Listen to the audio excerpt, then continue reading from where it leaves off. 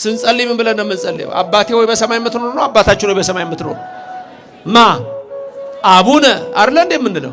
አቡነ አባታችን ነው እኮ የምንለው። ምክንያቱም የሁላችንም ነው። ክርስቶስ የዓለም መድኃኒት እንደሆነ እናውቃለን። የኛ ኦርቶዶክሶች እናውቃለን። የዓለም መድኃኒት ነው። የግል አድርገው ውሰድ አንልም። የሁላችን አዳኝ ነው። የግልም አዳኝ ነው። ይኸው ብቻችንን አንድንም እኛ ጋር ብቻ ድነት የለም። ሁላችንም ነው ምንድነው? በኦርቶዶክስ ቤተክርስቲያን ይሄ መገነጣጠል የለም። ፍቅርን ያለው አንድ መሆን ነው። በአንድነት መዳን ነው። ቤተሰብ ቤተሰቡን ያድናል። አባት ልጁን ያድናል። ልጆች አባቶቻቸውን ያድናሉ። ይሄ የኦርቶዶክስ ቤተክርስቲያን እምነት ነው። ምክንያቱም ክርስቶስ የመጣው ለአንድ ሰው አይደለም፣ መላውን ዓለም ሊያድን ነው። ስሙ የተመሰገነ ይሁን። ነገሩ ኢትዮጵያ ውስጥ ሰይጣን ከፍ እያለ ስላለ በእያንዳንዱ ቦታ እንደ ሰይጣን ከፍ የሚል አይቻልም። ኢትዮጵያ ውስጥ ቪዲዮ ተቀርጾ ሁሉ ይሰማል። በየዩቲዩብ ሰይጣን አጥማቂ ሁሉ ቀርጾ ያሰማናል። እኔ ኬት እንደመጣ አላውቅም። ሰይጣን ይሰማል ሰው ቀርጾ። ሰይጣን እውነት ይናገራል እንዴ የምትሰማው? ቆይ አቧራ ሐሰት በጽባ ዘተናገር ይደግም በሰርክ የተባለ ውሸታም ብዙ ሰዎች ተጣልተዋል በሰይጣን። ሰይጣን እኮ ማጣላት ነው ስራው። እናትና አባት ማለያየት ነው። ወንድምና ወንድም ማለያየት ነው። ባለትዳርን መለያየት ነው። ከእግራችሁ በታች ይጣልላችሁ። አሜን አላችሁ? ከእግራችሁ በታች ይጣልላችሁ። ለዘላለም የታሰረ ይሁን። መድኃኔዓለም ክብርና ምስጋና ይግባው። እግዚአብሔር እንዲህ ነው። ስሙ የተመሰገነ ይሁን። እግዚአብሔር መለወጥ ይችላል። እግዚአብሔር መቀየር ይችላል። እግዚአብሔር ታሪክ ይለውጣል። እግዚአብሔር ዘማውን ድንግል ያደርገዋል። አጫሹን ይቀይረዋል። መጥቶ ስጋው ደሙ እንዲቀበል ያደርገዋል። ሺሻ ስትወስድ የነበረችውን ያመጣል፣ ይቀይራል። እዚህ ውስጥ ዛሬም የመጣ ነው የተሰበሰብነው ለመቀየር ነው፣ ለመለወጥ ነው፣ ለመቀደስ ነው፣ ለመባረክ ነው። በልቡናችን እግዚአብሔር እንዲያድር የሱ ታቦት ለመሆን ነው። መድኃኔዓለም በልቡናችን ይደር ለዘላለም። ስሙ የተመሰገነ ይሁንልን። በስመ አብ ወወልድ ወመንፈስ ቅዱስ አሃዱ አምላክ አሜን።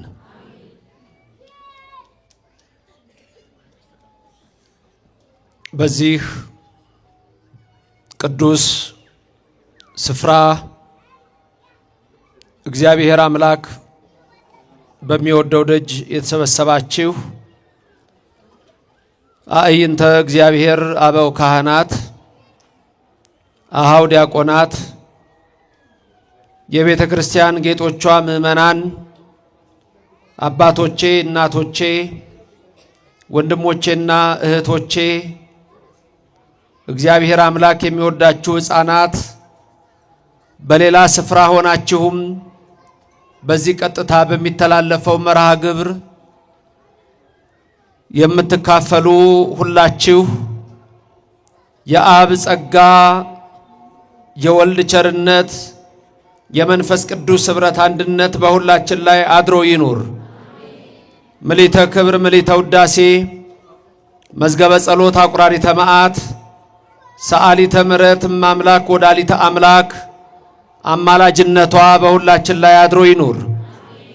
የቅዱሳን መላእክት ጥበቃ፣ የነቢያት፣ የሐዋርያት፣ የጻድቃን፣ የሰማዕታት፣ የደጋግ አባቶቻችን፣ የደጋግ እናቶቻችን ረድኤታቸው በሁላችን አድሮ ይኑር።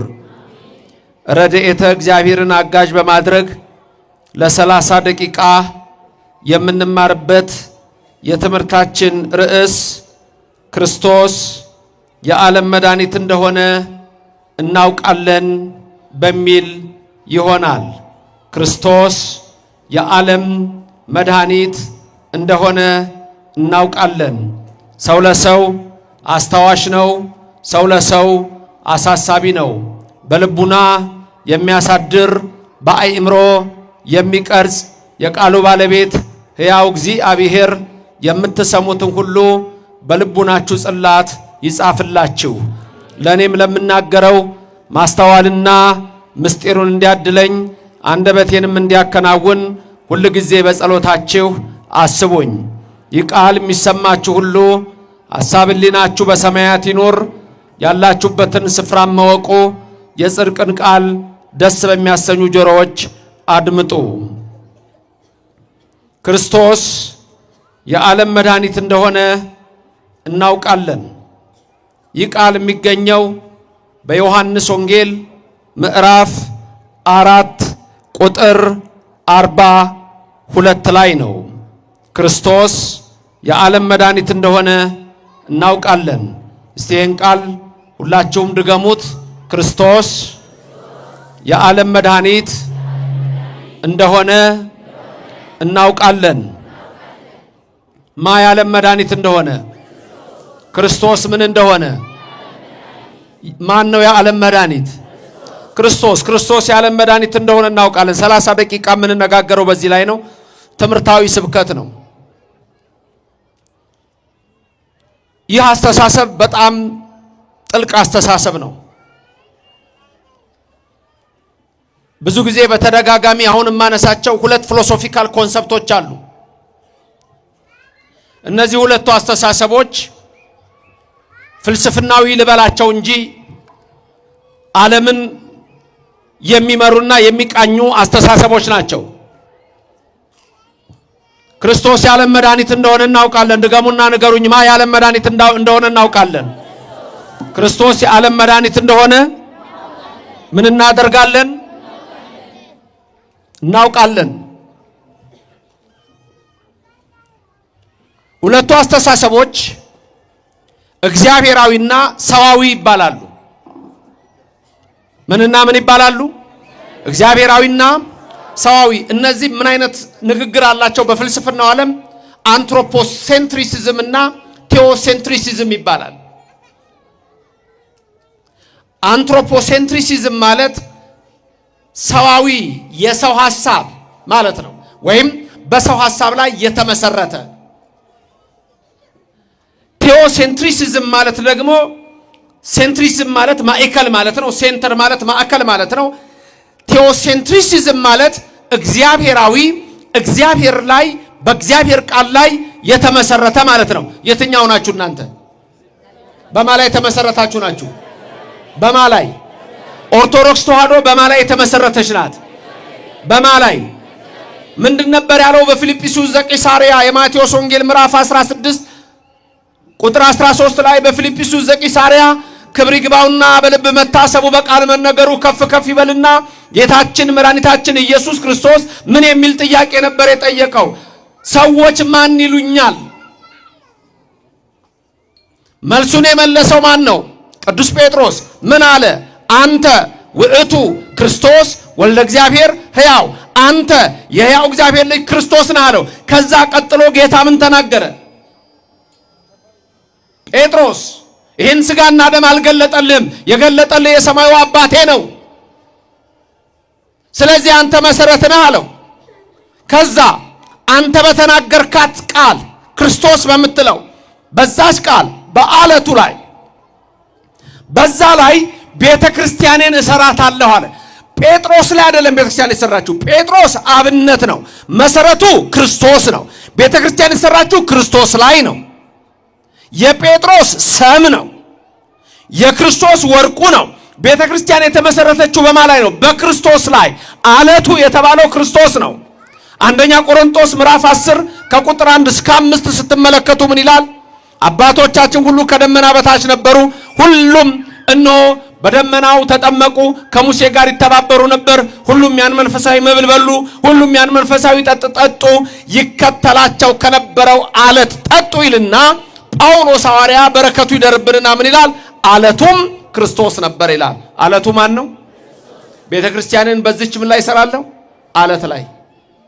የገሃነም ደጆች አይችሏትም። ስለዚህ ቤተ ክርስቲያን የተሰራችው በማ ላይ ነው? በማ ላይ ነው? በክርስቶስ ላይ። አሁን ለምሳሌ ሌሎች እምነቶች አሉ፣ በሰው ላይ የተመሰረቱ እምነቶች መስራች አላቸው። ባጭሩ የኛ ቅድስት ቤተ ክርስቲያን መስራቻችን ማን ነው? ክርስቶስ። እሺ፣ ዞሮአስትራኒዝም የሚባል እምነት አለ። ዞሮአስተር የሚባል ማን ነው የመሰረተው? ዞሮአስተር። ኮንፊውሽዝም የሚባል እምነት አለ በቻይና። ማን ነው የመሰረተው? ኮንፊውሸስ ፈላስፋ ነው፣ እምነት አደረጉት። ቡዲዝም በቡዳ። ለምሳሌ እስልምና እምነት በማን የተመሰረተው? በመሐመድ፣ በእነሱ ነቢይ። የካቶሊክ እምነት የተመሰረተው በማን ነው? በሊዮ 451 451 በሊዮ ነው የመሰረተው የካቶሊክ እምነት። እነሱ አሁን እኛ እንደኛ ነን ብለው ሊያስቡ ይችላሉ። አይደለም። የቤተ ክርስቲያን ታሪክ በደንብ አስቀምጦታል። የፕሮቴስታንት እምነት የተመሰረተው በማን ነው? ዋናው ሰው ማን ነው? ማርቲን ሉተር።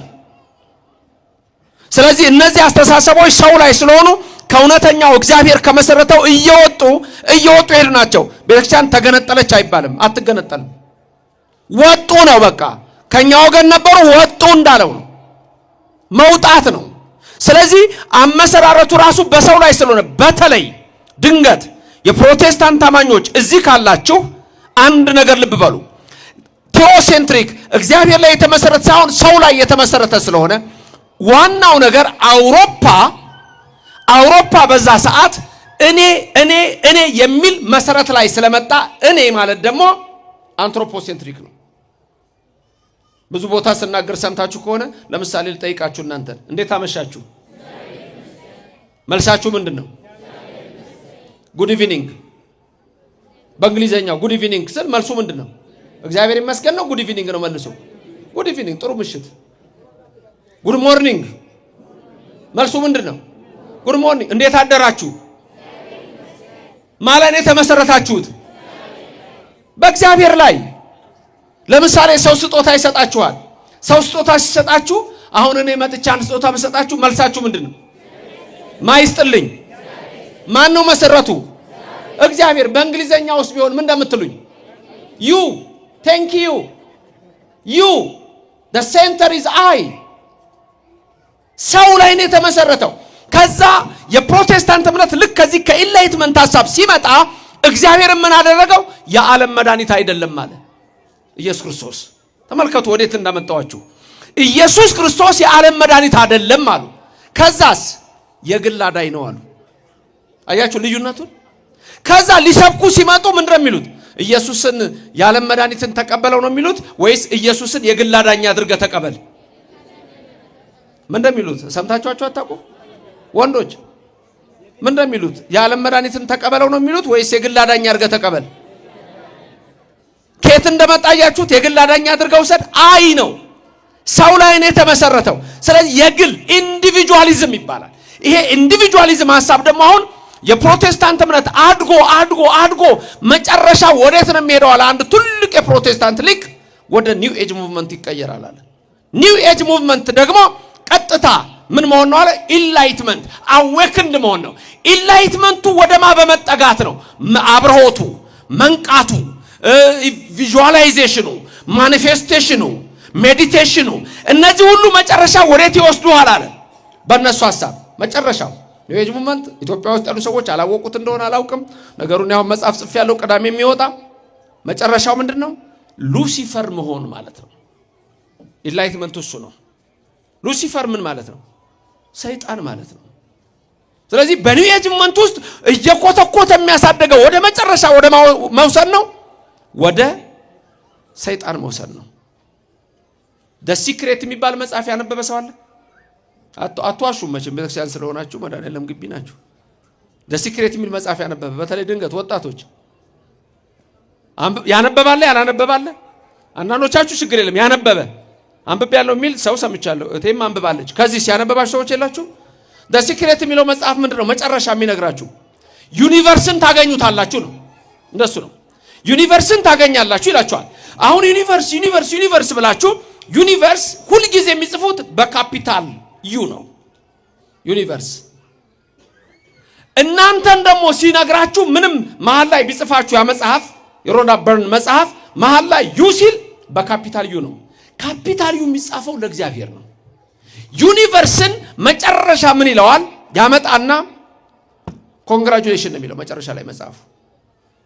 ዩኒቨርስን አገኘህ ማለት ጂኒን አገኘህ ማለት ነው የሚለው በግልጽ ተቀምጧል። አማርኛው ላይ እንግዲህ እንዴት ብለው እንደጻፉት አላውቅም። እኔ እንግሊዘኛውን ነው የማውቀው።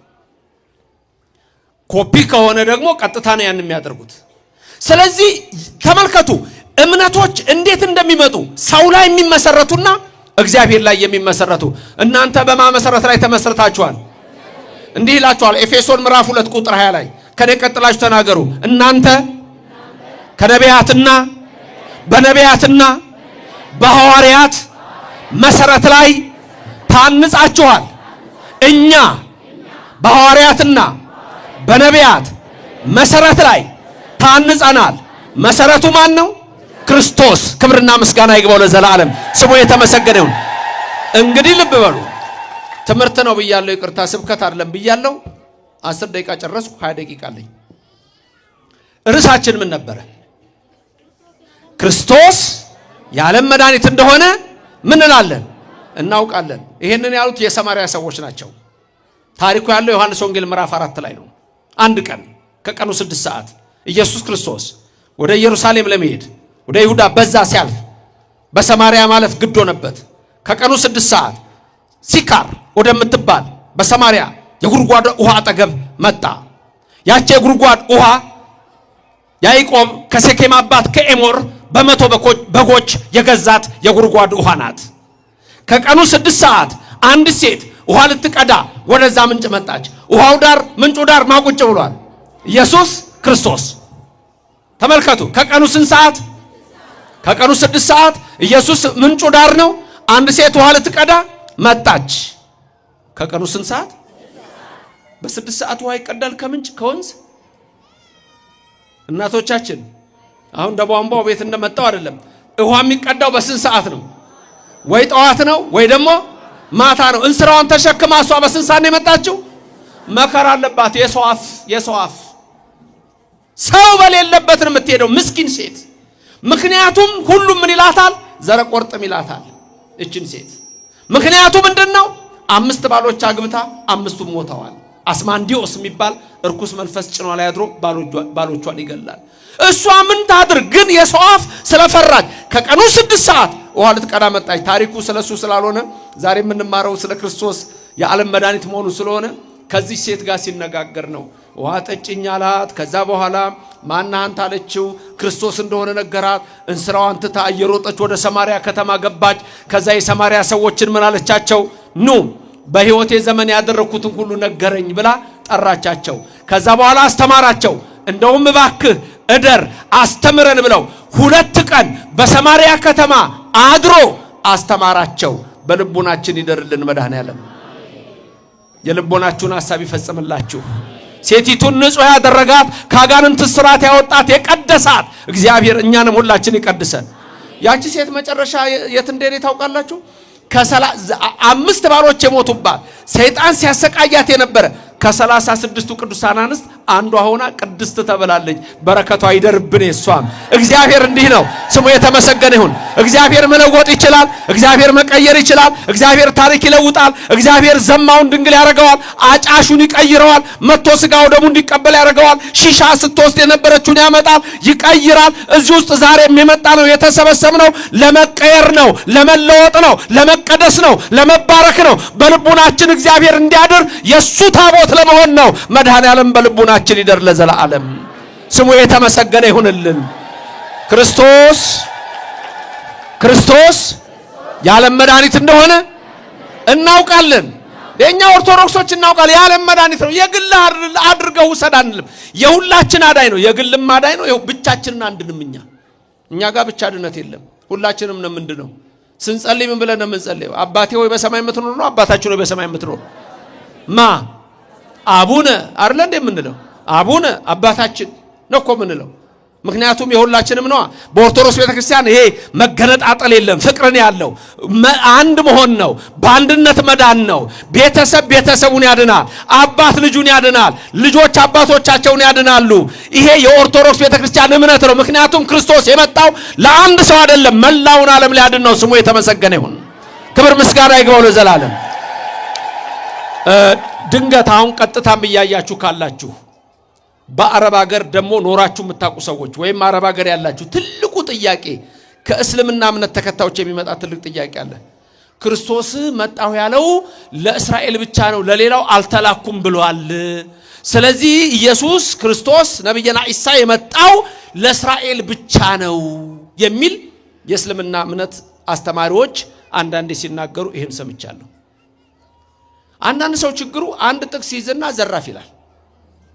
ሌላ ቦታ ያለውን አያውቅም። የብዙ ሰዎች ችግር ይሄ ነው። ለምሳሌ አሁን ፕሮቴስታንት ድርቅ የሚሉበት አንድ ጥቅስ አለ። መልሶ እኮ እነሱን ነው የሚቃወመው። እሱም ሮሜ 8:34 ነው። እሷን ይዙና ሌላ ቦታ 1000 ቦታ ኢየሱስ አምላክ ነው ቢላቸው የለም ያችን ነግሯቸዋል። ሞኝ ያስጨበጡትን ይዞ ነው የሚሞተው። ድርቅ ነው የሚሉት እዛች ላይ አንድ ቦታ ክርስቶስ ለምን እንደተባለ እንኳን አልገባቸውም። እኔ ለእስራኤል ልጆች ነው የመጣሁት አላት አንዲት ከነናዊት ሴት። ያ ግን አልገባቸውም እነሱ። ስለዚህ ክርስቶስ ለእስራኤል ብቻ ስለመጣ ለሌላው የመጣው ሌላ ነው ብለው ያስባሉ። እዚህ ጋር ግን የሚነግረን ዮሐንስ ወንጌል ምዕራፍ 4 ቁጥር 42 ምንድነው? ክርስቶስ የዓለም መድኃኒት እንደሆነ እናውቃለን። የማን መድኃኒት እንደሆነ። ስለዚህ የመጣው ለማን ነው? ለዓለም ነው። ዮሐንስ መጥምቁ ሲመለከተው ምንድነው ያለው? ዮሐንስ ወንጌል ምዕራፍ 1 ላይ ቁጥር 16 ትክክል ምንድነው ያልሽው? የዓለምን ኃጢአት የሚያስወግድ የእግዚአብሔር በግ ነው። በግው ለእግዚአብሔር ዘያትት ኃጢአት ዓለም ወያሴስል ኃጢአት ዓለም። ተመልከቱ ክርስቶስ የዓለም መድኃኒት እንደሆነ እናውቃለን አሉ የሰማርያ ሰዎች። በነገራችን ላይ ሰማርያ እኮ ራሱ እስራኤላዊ እኮ አይሁድ አይደሉም እኮ ሰማርያ ለብቻ የተለየ ነው ያላቸው። አያችሁ ያለማወቅ ችግር፣ ሰፋ አድርጎ ያለማየት ችግር እኮ ይሄ ነው። አንድ ሰው አንዴ ከተተከለ በቃ ያችለች የምትታየው። አንድ ውሻ አይኗ ታውሮበት አንድ ሀብታም ሰውዬ ሆስፒታል ሄዶ የውሻ አይን ጠፋና የድመት አስገጠመላት። የውሻ አይን ጠፍቶ ታያለሽ በደንብ ምን ይታይሻል? አይጥ። ውሻዋ የድመት ነው አይኗ የተገጠመልህ ነው የምታየው። እኛ ክርስቶስ ተናገሯ ምን እንደሆነ እናውቃለን። የመድኃኒት የዓለም መድኃኒት ብቻህን አድንም። ኦርቶዶክስ ውስጥ ሌላውም ይድናል። ልድያ ተጠመቀች ሲለን የሐዋርያት ሥራ ከነ ቤተሰቦቿ ተጠመቀች እኮ ነው የሚለን። እንደ ግል አዳኛ አድርገው ውሰድ የሚለው የፕሮቴስታንት ሞቶ ከኢንላይትመንት የተቀነጨበ የተወሰደ ነው። ለዚህ ነው ኦርቶዶክስነት በጣም ልታውቁት የሚገባው። ቅድም ያልኳችሁ ደግሞ የኒው ኤጅ ሙቭመንት ሎ ኦፍ አትራክሽን ኢንዲቪጁዌሽን የሚባለው ኮንሰፕት ግለኝነት፣ በቃ ራስህ እኔ ተመልከቱ። እኛ የሚለው አስተሳሰብ እየጠፋ ነው ያለው። ማጥፋት ነው የሚፈልገው። ክርስቶስ የዓለም መድኃኒት እንደሆነ ታውቃላችሁ? የዓለም መድኃኒት እንደሆነ ኦርቶዶክሳውያን እናውቃለን። አዎ ክብርና ምስጋና ለስሙ ይድረሰው። የዓለም ኃጢአትን የሚያስወግድ እኮ ነው ያለው። የዓለምን ኃጢአት የሚያስወግድ ለማንኛውም ዮሐንስ ወንጌል ምዕራፍ 10 ላይ ክብር ይግባው በልብ መታሰብ በቃል መነገሩ ከፍ ከፍ ይበል። ክርስቶስ ስለ በጎቹ ሲናገር ምንድነው ያለው? እዛው ዮሐንስ ወንጌል ምዕራፍ 10 ላይ ስትመለከቱ ድምፄን ይሰማሉ በጎቼ ብሎ ከዛ በኋላ ግን የተናገረው ቃል ምንድነው? ከዚህ በረት ያልሆኑ ሌሎች በጎች አሉኝ ይላል። ከዚህ በረት ያልሆኑ እነሱንም ላመጣቸው ይገባኛል ይላል። ይህ የአምላካችን የመድኃኒታችን የኢየሱስ ክርስቶስ ቃል ነው። ከዚህ በረት ያልሆኑ በጎች አሉኝ እነሱንም አመጣለሁ። ያኔ መንጋው አንድ እረኛው አንድ ይሆናል። መንጋው ስንት? እረኛው። አሁን ዓለማችን ላይ ስንት እምነት ነው ያለው? ጉግል አድርግ። 45000 ክርስትና 45000። ስለዚህ መንጋው አንድ እረኛው አንድ ነው አይደለም። ይሄ በጣም የሚገርም አሜሪካን ሀገር ስሌቭ ሪሊጅን የሚባል ኮርስ ጥናት ስማር እዛ ላይ የጻፉ ሰዎች በጣም ገረመኝ። ይሄን ቃል የተጻፈው በ17 ምናምን ነው። እረኛው አንድ መንጋው አንድ ይሆናል የሚለው ምን ብለው እንደጻፉት ታውቃላችሁ? ይሄንን በተለይ ቴዎፍሎስ ጃን የሚባሉ ሰዎች አሉ። ጥንት ነው የጻፉት። መንጋው አንድ እረኛው አንድ ይሆናል የተባለው ወደፊት የዓለም አስተሳሰብ ሁሉ ተቀይሮ የኢትዮጵያ ኦርቶዶክስ ተዋሕዶ ቤተክርስቲያን እሳቤ ይሆናል። ያችን እምነት ካገኘን ያኔ ነው መንጋው አንድ እረኛው አንድ የሚሆነው አሉ። ክብርና ምስጋና ለእግዚአብሔር ይድረሰው። ጥሩ ነው። አሁን ይሄ አንዳንድ ሰዎች ያበሳጫቸዋል። እንዴት ሆኖ ብሎ ሊበሳጭ ይችላል? ያሉማ በቃ የለም። ፕሮቴስታንት ሀገሮችን ወሰዳቸው። ፕሮቴስታንት የተጀመረ የት ነው? ጀርመኒ ሂዱ፣ አያምንም። የፕሮቴስታንት እምነት ባዶውን ነው። ስካንዲኔቪያን ካንትሪስ ሂዱ፣ ስዊድን፣ ኖርዌይ፣ ዴንማርክ ሂዱ። እነዚህ ሀገሮች ኢትዮጵያ ውስጥ መጣው ብዙ ሚሽነሪ አክቲቪቲ ያደርጉ የነበሩ ሆስፒታል ሲሰሩ ትምህርት ቤት ሲሰሩ እንደዛው ደግሞ አብዝተው የራሳቸውን ነው ሲያስፋፉ አሁን ስካንዲኔቪያን ካንትሪስ ሂዱ እምነት የለም የፕሮቴስታንት እምነት በተለይ የፕሮቴስታንት እምነት ሲመሰረትም በሰው ላይ ስለነበር አሁን ብዙዎቹ ወደ ሌላ አስተሳሰብ ተለውጠዋል እንደ ግል አዳኛ አድርገው ሰዳሉ ከዛ በኋላ ግለኛ ሆኑ ከዛ በኋላ አለቀ እኛ ግን ክርስቶስ ያለም መድኃኒት እንደሆነ ምን እንላለን እናውቃለን ክርስቶስ ያለም መድኃኒት ነው እኛ ጋር እምነታችን ነው ክርስቶስ እኮ ማለት ሚስጥር ነው ይላል ቅዱስ ጳውሎስ አይደል ህቡ ነው ይላል ሚስጥር ነው ይላል ክርስቶስ ዓለምን የፈጠረው እኮ እሱ ራሱ ነው ያዳነው እኮ እሱ ነው እኛ ጋር በኦርቶዶክስ ቤተክርስቲያን ዓለምን ከፈጠረበት ጥበቡ ያዳነበት ጥበቡ ይልጣል ብለን ምን ተረጉመው ሁሉ ይሄ ነው ዮሐንስ ወንጌል ምዕራፍ 1 ቁጥር 1 ላይ የሚነግራችሁ እኮ በመጀመሪያ ማን ነበረ ነው የሚለው ቃል ማን ነበረ ነው የሚለው እግዚአብሔር ማስጋ ሆነ ነው የሚለው ቃል ማን ነው እግዚአብሔር በቃ ኢየሱስ ክርስቶስ ነው ዘቦቱ ሁሉ ኮነ ያለሱ ምንም የሆነ የለም ሁሉን የፈጠረ እግዚአብሔር ኢየሱስ ክርስቶስ ነው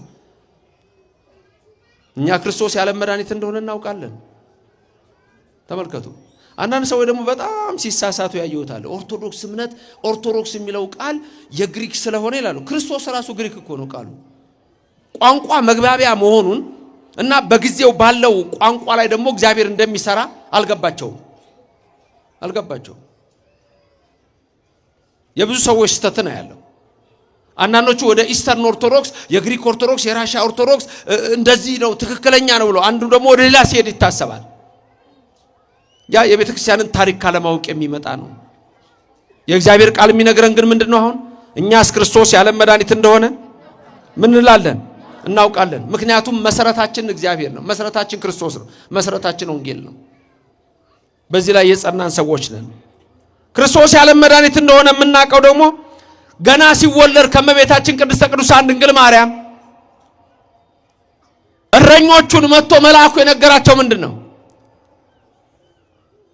ደስታ የሚሆን የዓለም መድኃኒት ክርስቶስ ተወልዶላችኋል ነው ያላቸው ተመልከቱ ክርስቶስ ተወልዶላችኋል የዓለም ደስታ ነው የዓለም መድኃኒት ነው ከማን ነው የተወለደው ከቅድስተ ቅዱሳን ድንግል ማርያም ክብርና ምስጋና ለእግዚአብሔር ይድረሰው ስሙ የተመሰገነ ይሁንልን እኛ ይሄን ሁሉ ጊዜ ነው ምንለው ክርስቶስ የቤተ ክርስቲያናችን መሰረት ክርስቶስ ነው ራሱ ቤተ ክርስቲያን ሲሰራ ጉልላት ከላይ የምታዩት የሸዋ አክሊል ነው ጉልላቱ ከታች ችንካር ነው ቤተ ክርስቲያን ሲሰራ ሁሉ ጊዜ ስንት በር ነው የሚደረገው 3 ምን ነው ሌላ የምታውቁት አለ ዝም አላችሁ ስንት በር ነው ቤተ ክርስቲያን ትምህርት ነው ብያለሁ ስንት ነው በሩ 3 ሲገባ 1 እንደገና ስንት ክፍል አለው ውስጥ 3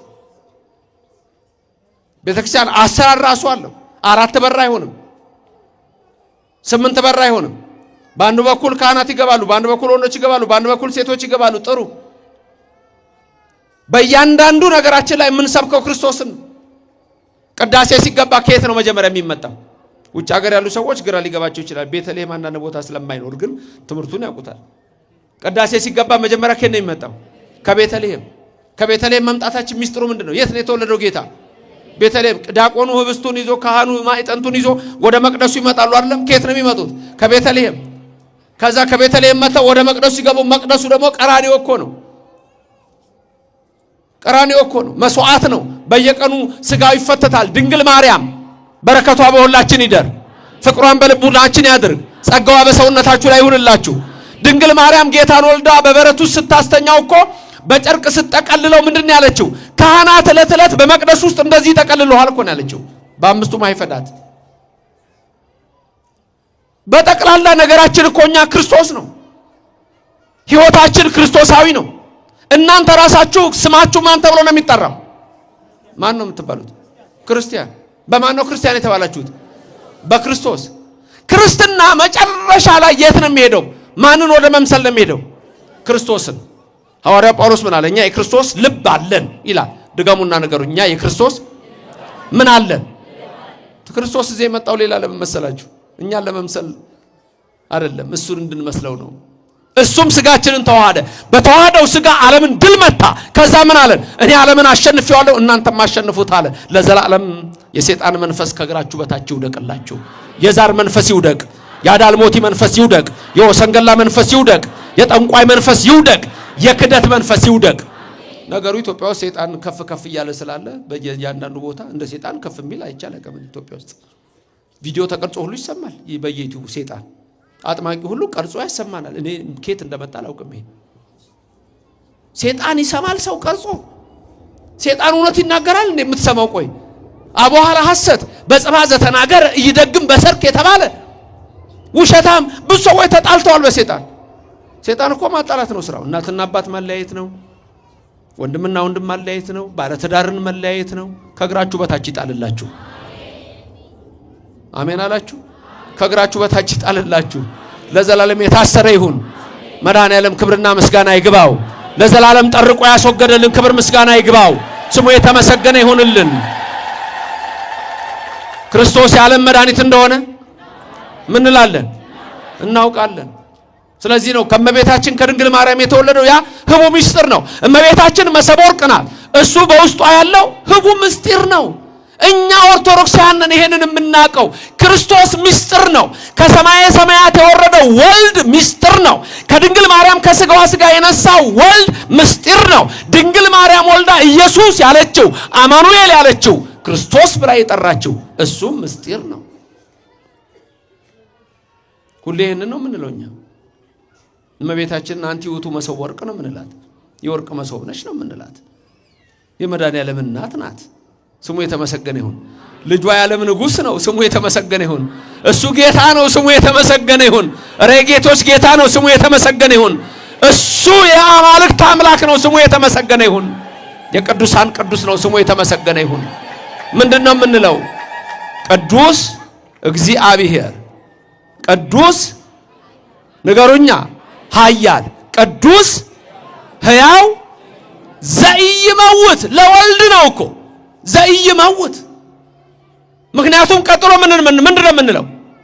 ቅዱስ እግዚአብሔር፣ ቅዱስ ኃያል፣ ቅዱስ ሕያው ዘኢይመውት ዘተወልደ እማርያም። እኛ ሁሌ ምስጢር የሆነውን ክርስቶስ እግዚአብሔር ብለን ነው የምንጠራው። የዓለም መድኃኒት ተመልከቱ። ልዩነቱ ይሄ ነው። አማላጅ አንለውም፣ ነብይ አንለውም፣ ፍጡር አንለውም። ለስም አጠራሩ ክብር ምስጋና ይገባው። ምንድነው የምንለው? ቅዱስ ቅዱስ ቅዱስ ሕያው ዘኢይመውት ዘተወልደ ማርያም ዘኢይመውት ትጉ ዘኢይደቅስ ይለዋል የማክሰኞ ሊጦን። ተመልከቱ። ስምከ ሕያው ዘኢይመውት ይለዋል፣ የማትሞት ይለዋል። ሞትን ቢቀምስ በሶስተኛው ቀን ሞትን ድል አድርጎ የተነሳ የኔና የናንተ አምላክ የዓለም መድኃኒት ነው። እናከብረዋለን። የዓለም መድኃኒት ነው። እናመሰግነዋለን። እሱ ቅዱስ እግዚአብሔር ነው። ቅዱስ ኃያል ነው። ቅዱስ ሕያው ዘኢይመውት ነው። ዓለምን ሁሉ ሊያድን የመጣው። ከዚህ በረት ያልሆኑ ሌሎችም በጎች አሉኝ እነሱንም አመጣለሁ አለ። ስለዚህ ክርስቶስ የዓለም መድኃኒት እንደሆነ እናውቃለን ብለው ያችን ሴት ምን አሏት? የሰማርያዊቱን ሴት አንቺ ሴት አሁን እንግዲህ ስለ አንቺ ብቻ አይደለም፣ እነሆ አሁን ሁላችንም አይተነዋል፣ ካንደበቱም ሰምተናል። በእውነት እሱ አሉ የዓለም መድኃኒት ክርስቶስ ነው አሉ። ክርስቶስ የዓለም መድኃኒት ነው። ክርስቶስ ምንድነው አልኳችሁ? የዓለም መድኃኒት ነው። ክርስቶስ ምስጢር ነው። በድንግል ማርያም ከስጋዋ ስጋ ከነሷ ነስቶ የመጣው ምንድነው? እሱ ምስጢር ነው። ውዳሴ ማርያም የምትደግሙ አላችሁ። የይሁድ አንቲ ውእቱ መሶበ ወርቅን ታቋልታላችሁ። አንድ ካህን አለ የሚያዜም አንቲ ውእቱ መሶበ ወርቅ ዲያቆን አለ። አንቲ ውእቱ መሶበ ወርቅ እስቲ አንዳችሁ ታስታውሱታላችሁ ይሄንን ዜማ? እና እናንተ ካላወቃችሁ ይሄን አንድ ካህን እንዲመራችሁ ፈልጌ ነው። አንድ ዲያቆን የለም? አንድ ዲያቆን የለም? ና እስቲ ና ና ና ና ና አብራችሁ ትሉታላችሁ። ሚስጥር ነው፣ ሚስጥር ነው ክርስቶስ። ና መምሩ ይምጡ ባሉ አብራችሁ እሳቸው አንድ ይላሉ። ከዛ አብራችሁ ደግማችሁ ትላላችሁ። ምስጢር ነው ክርስቶስ፣ ጥበብ ነው ክርስቶስ፣ የዓለም መድኃኒት ነው ክርስቶስ። እኛ ክርስቶስ ማን እንደሆነ እናውቃለን፣ የዓለም መድኃኒት እንደሆነ እናውቃለን። አንቲ ውእቱ መሶበ ወርቅ ንጹሕ እንተ ውስቴታ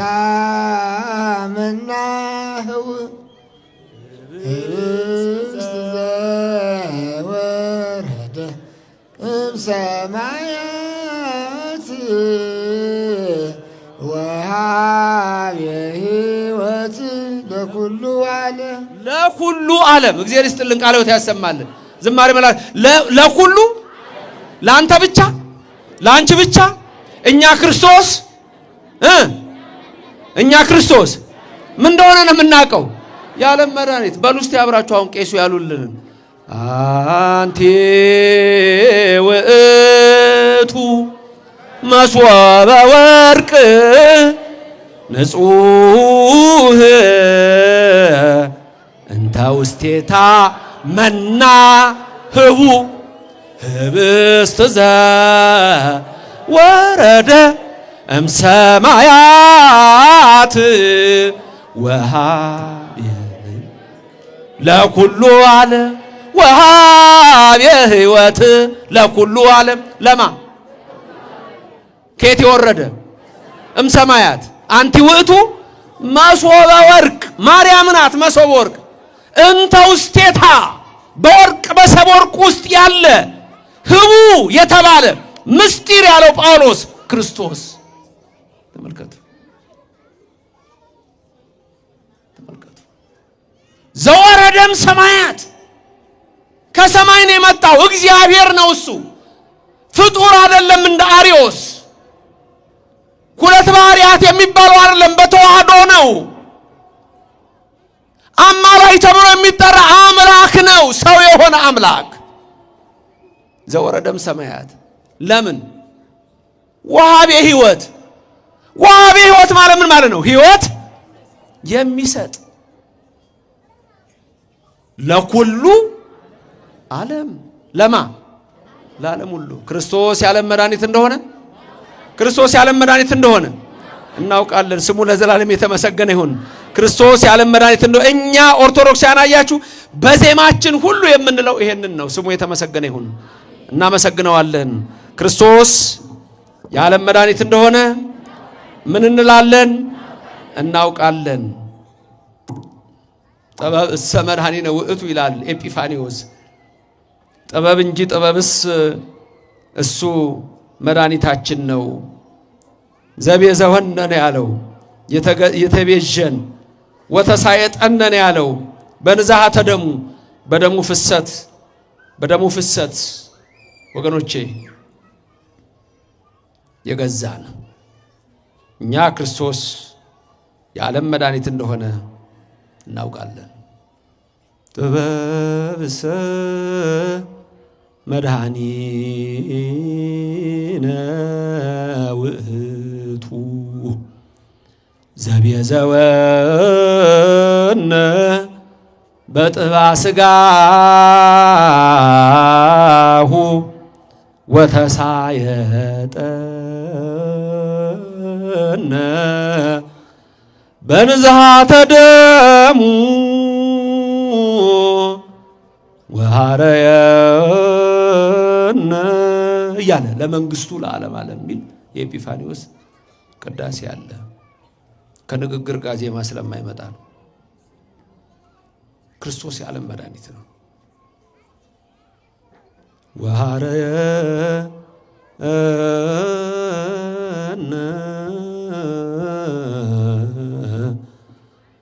ለመንግስቱ ለዓለም ዓለም ለመንግስቱ የመረጠን ክርስቶስ የዓለም መድኃኒት እንደሆነ እናውቃለን። አሜን ይደረግልን።